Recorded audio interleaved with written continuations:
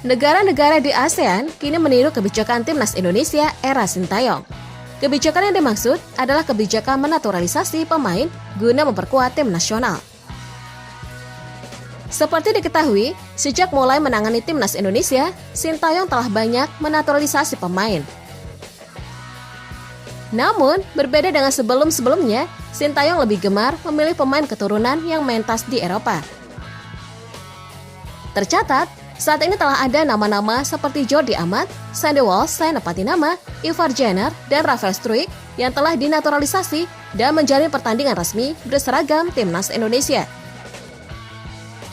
Di awal kepelatihannya, kebijakan naturalisasi Sintayong ini oleh negara tetangga dianggap sebagai cara instan yang berusaha ditempuh Indonesia untuk mendongkrak prestasi. Lalu saat Indonesia berkali-kali gagal menjuari Piala AFF di level senior, meski telah menggunakan pemain naturalisasi, kebijakan ini jadi bahan untuk ditertawakan.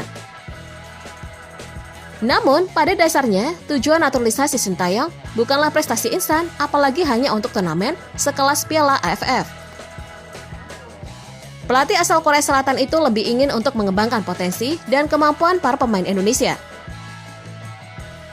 Hasilnya pun kini telah terlihat. Para pemain naturalisasi tidak hanya menjadi sosok yang bertujuan untuk meraih prestasi instan. Para pemain ini juga membuat pemain-pemain lokal semakin berkembang agar setara dengan mereka. Terbukti, dalam beberapa pertandingan terakhir, permainan Timnas Indonesia terus mengalami peningkatan. Menghadapi tim-tim besar peringkat 100 besar FIFA hingga juara Piala Dunia 2022 pun Indonesia tak gentar.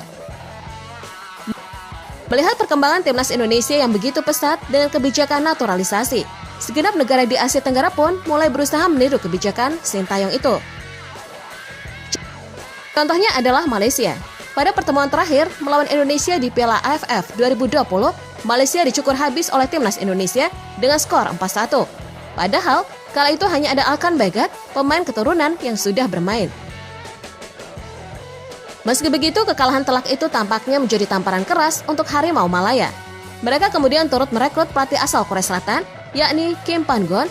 Mereka juga ikut-ikutan melakukan kebijakan naturalisasi.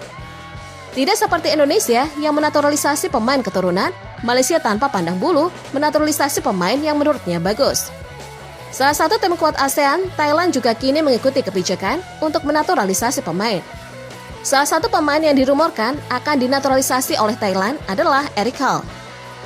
Itulah kebijakan Timnas Indonesia era Sintayong yang coba ditiru oleh negara-negara ASEAN.